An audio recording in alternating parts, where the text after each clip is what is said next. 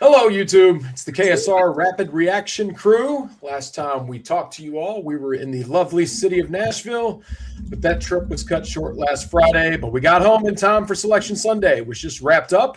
Drew Franklin here with Jack Pilgrim, Tyler Thompson, Jacob Polacek, Zach Gagan. You might hear a little of Nashville lingering in what I have left of a voice here. I'm pretty hoarse. Bro. Yeah, so, I'm struggling. I'm going to try to drive this ship, but I don't know how much talking we'll all be doing. Whoever wants to do the most, have at it. I'm going to give it my best. But, we just got the bracket reveal, so we have to rapid react. Right now, Bruce Pearl is probably yelling about Auburn on my television. I'm not sure. But we're going to focus on the Kentucky things. And a new rapid reaction brought to you by Friends of Cole. Check out Friends of Cole at friendsofcolekentucky.org to find out all the good things they do for Kentucky.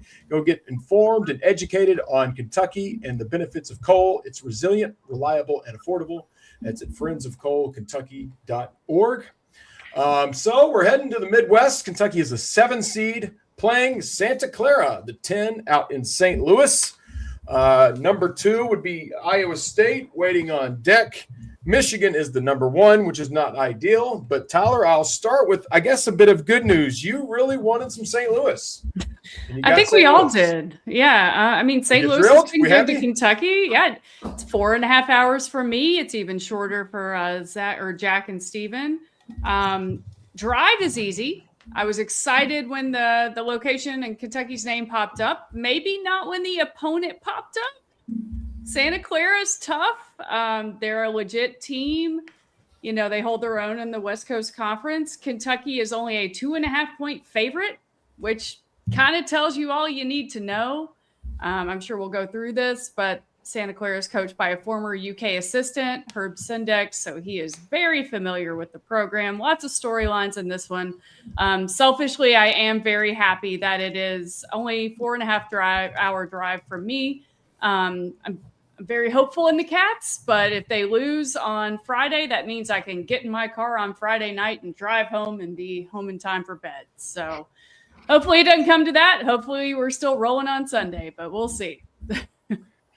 Jack, we were pretty sure it would be a 7 seed after how the SEC tournament played out, going 2-1, playing Florida somewhat close, I guess we can say. Didn't end in a blowout, even though you never led. So 7 seed, not a surprise, but just looking around the 7 seeds, do you have any complaints of where Kentucky is? Is there any you'd like to trade with? We'll get into the big picture paths and the opponents, but just any general thoughts of where Kentucky landed there? Yeah, I wanted,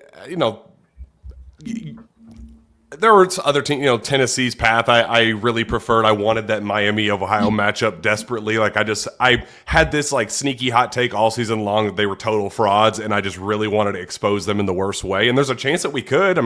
There is a chance that they upset Tennessee in the first round and we get to see them there in a couple rounds. But man, everything else up to that point really, really sucks. I viewed Santa Clara as the one team, if we were going to go through all the 10s, that I did not want to play. And here we are. We get to play them in the opening round. And then Iowa State was the other number. All right, well, if we were to happen to get Santa Clara with the 10, whatever do, just don't let Iowa State be the 2. And we're going to get that too. So I hate the draw. It scares the absolute crap out of me. It has a lot of fun names, intriguing names that if we're going to at the end of this story, as Mark Pope continues to talk about that he's still writing and, don't try to close the book on this season quite yet. They still have more chapters to be written. There are some fun storylines here in this bracket that could make this story one epic one to make up for how kind of crappy the rest of the season has been. But there is nothing on here to suggest that we're going to be living to see another day in the second weekend, unfortunately. Well, that's exciting. I will say the other 10s, 2 of them ended up being SEC schools, so we couldn't have had any of those. But Central Florida ended up being the other 10. Your little Jordan Burks there. Who did he end up playing? I'm being jealous. Oh, UCLA, Mick Cronin. Could you imagine having a little Mick Cronin there in your life? Or no, I'm saying that backwards. Could you imagine having Jordan Burks in your life in the UCLA spot, or as opposed to having Herb Sendek? Tongue-tied there. Would you have any Jordan Burks fears if you had that draw instead, or are you all? Are you talking to me? Whoever I was, but I got tongue-tied, so I probably confused you. I love some Jordan Burks. He's all chaos. That would have been a lot of fun for me. I would have definitely loved that quite a bit more than Santa Clara. Santa Clara they've got some studs. Alan Graves is a very sneaky kind of undersized, skilled four, averaging 12, 6, and 2, shooting 42% from 3. Really impressive basketball player that has kind of always caught my attention throughout the season. So I don't love it. I really don't. They shoot a lot of threes. Zach, one defense you can make is some of these mid-majors, they just want to muck it up and slow you down and play an ugly, clunky game. That's how a lot of upsets happen in this round. At least you avoid that style. I mean, Santa Clara is tough. As we've mentioned, they've got 3 losses to Gonzaga. I think Steven noted before we started our show, you can combine all their deficits in playing Gonzaga 3 times, and it doesn't match how bad Kentucky lost. But it is a style of play where they're not going to muck it up and try to get Kentucky in the half court. They'll run and shoot a little bit. Yeah, they're a top 25 offense in KenPom, so they've got a lot of good tools there to look at. It's fun kind of doing like a 15-minute rundown of the team when you just have to learn of them real quick. Some of the last names on this team are going to be challenging for pretty much everybody. I mean, I'm not even going to try and say them right now. I'm just looking at the roster, and there's a ridiculous amount of like I'm a 9-letter last name. There's like 13-letter last names on this roster over here. So I need one attempt. Give me one attempt. Well, there's one guy, Alexander, and his last name that's a toughie. Gavelyugov is probably what I'm going to say. Okay. Hey, I like it. There's another guy named Francis, and that one looks tough as well. So there's some all-name teams here for this team, for Santa Clara. But yes, top 25 offense. They're another good offensive rebounding team. It feels like every other team Kentucky has played all season long is a top 20 offensive rebounding team. I don't know how that's possible because there can't be that many amazing offensive rebounding teams, but Kentucky is playing one of them again. So, but like you said, like they're kind of mowed through their conference there, other than playing the 2 juggernauts of that conference in Gonzaga and St. Mary's. So they've got a really good, really interesting profile, high-level offense, good offensive rebounding team. They don't get to the free throw line at all. So it should be there could be a lot of threes going up in this game. I think I was just looking real quick. What were they in 3-point attempts? 14th in the country in total 3-point attempts all season long at almost 1,000 of them. So they put up a lot of points and they shoot a lot of shots. So it should be a fun basketball game from that perspective. But that's also scary from a Kentucky fan's perspective because they can put up a lot of points. And we've seen Kentucky's defense kind of struggle with teams like that this season. So we'll see. But the names on this team is really what is standing out to me early on. And Tyler mentioned Herb Sendek, former Patino protege, followed him from Providence to Kentucky where he's assistant for the first 3 or 4 years. I believe Sendek was his conference coach of the year this season in the West Coast, even though they came up short in the tournament to Gonzaga. Tyler also noted 2.5-point spread there. We're just going to assume Kentucky gets the win. We'll pop back on tomorrow and do actual predictions. We're going to do a little selection show where we go through the bracket. But for right now, we're just reacting to what was thrown out in front of us. Jacob, I'll go to you on the next round. We're just going to assume Kentucky's in it, and we still care. Of all the 2 seeds, how do you feel about Iowa State? You also could end up with Houston, UConn. You go with Iowa State? I mean, I've been pretty down on the Cats for most of this season, so I've been a guy that has said that I'm not sure they make it to a second weekend. I don't love that draw. I'm kind of in the boat of get past Santa Clara first. I think this is a really good Santa Clara team. Jack mentioned Alan Graves. I was texting with an NBA scout earlier today who said that he could go as high as the lottery in the NBA draft. He's a guy that's getting first-round buzz. And he doesn't play that much. He's played 22 minutes a game, but when he does play, he's really good. And then it's interesting with this team. I feel like Kentucky, you've been hearing all season about how they spread their minutes. Santa Clara's got 9 guys that average more than 10 minutes a night. So they're fatigue. Yeah. They don't have much fatigue because they spread out their minutes. Yeah, they use a lot of their bench. I think their bench averaged like 30 points a game. I saw that and trying to cram here on the fly. I downloaded their pregame notes right before we started. I wasn't watching a ton of Santa Clara this year, even though we're very familiar with how they play. Tyler, again, we're not looking too far ahead, but did you, of the Houston, all the other 2s, are you okay with Iowa State? I know on the radio show, Matt and Ryan kind of wanted them of the 4. I wasn't in that group. Where did you stand on, assuming we're getting past Santa Clara, what would be next? Definitely wanted him more than Houston. After watching Kentucky go up against Florida's front court, no thanks against Houston's. I do have I felt like I was negative before, so here's some positivity. Does anyone want to guess Kentucky's record in the St. Louis metro area? How many games? Say they're 19 games. What is Kentucky's record? 15-4. 13-6. 14-5. So Kentucky is undefeated in St. Louis since 2002. So there have been some really good memories there. Drew, you and I have been there for a lot of them. Obviously, the wins over Kansas State, Wichita State in 2014. That was the start to an incredible run. You had the 2018 SEC tournament. That was an incredible run. Kentucky won that. Wenyen Gabriel had 7 threes in the SEC tournament championship. Maybe just getting back to the Scott Trade Center in the Gateway City is what Kentucky needs. At least that's what I'm banking on. So I will take any little bit of help. I think it's an easy drive for a lot of Kentucky to get there. So hopefully BBN is buying in. There's another big game there. Maybe we could channel our inner Checker Dome. I don't think that's there anymore, but that's where the 78 team beat Duke when Goose Givens got us a banner. So, yeah, there's been some tournament magic in St. Louis for sure. I think as we saw in Nashville, being the Western Kentucky guy on the show, and I mentioned this on one of our rapid reactions afterwards, I think you're going to see a good turnout from my side of the state. We don't get many opportunities to go a lot of games. Showed up hard in Nashville, and St. Louis is a very, very easy trip. Can even be a day trip if you're far enough west. So I think it's very helpful. I mean, there was a few that were in range, but I think of just getting Kentucky fans there, St. Louis is probably the best. Jack, do you have any fond St. Louis memories? I know you'll be making the trip. Zach, you going with them, or are you hanging back? Do we still have to figure that out? So we haven't decided for sure, but as far as I know, I'll be sticking around here in Lexington, covered from afar. I got a big Sweet 16 tournament to cover next week, Drew. I will be joining you there. I can't. I'm too close to that baby window. I can't get far away from the hospital, but I can go to the Sweet 16 and Rupp. I will not be doing any March Madnessing. So, Jack, are you excited to get to St. Louis?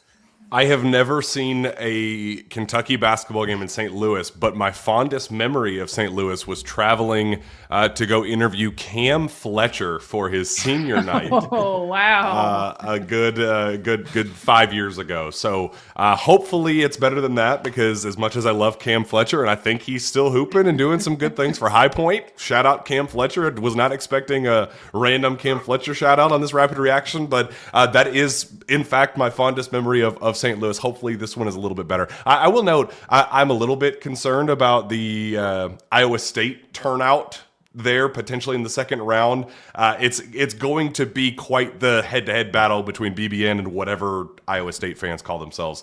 It's the similar driving distance between the two, and I know that they're very passionate about that potential round of 32 matchup. I've actually been to an Iowa State basketball game in Ames. They get pretty crazy. They're a good fan base. I don't remember why I was there or what team they were playing. Probably one of the many road trips I did with Matt. But I remember them being a very good and passionate environment, and that was years ago before Otzelberger got them rolling. Let's look around the rest of the bracket. Anybody got some hot takes? I know in the East. Did you all hear just that another former Kentucky Wildcat got a shout-out on the selection show? Oh, no.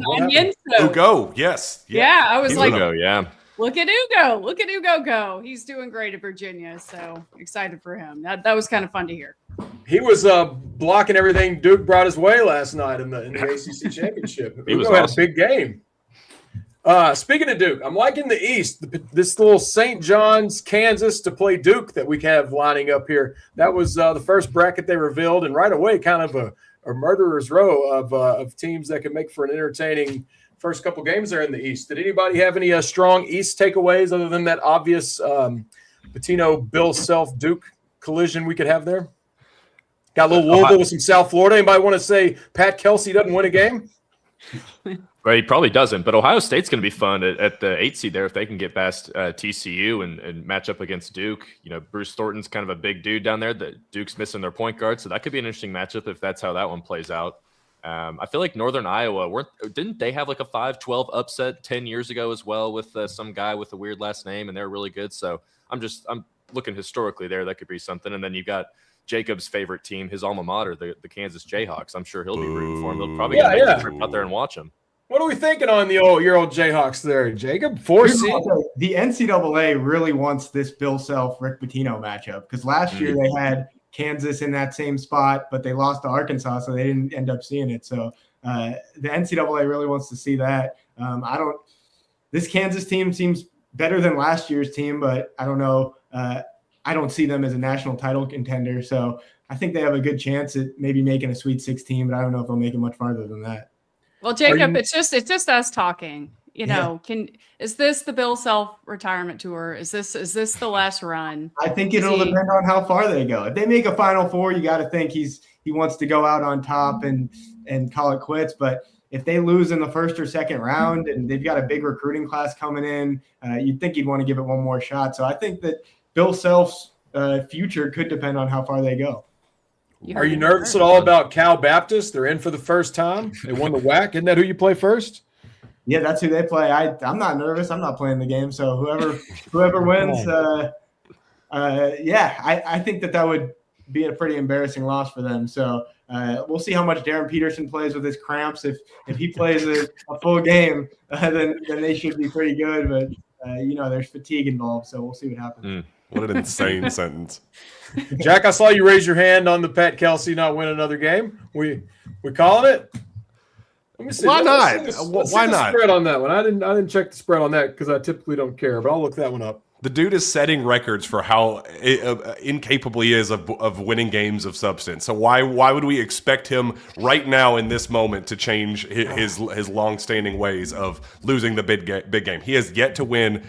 He had a home court advantage this time last year and absolutely got run out of the gym. So why would we expect anything different against little old Pat?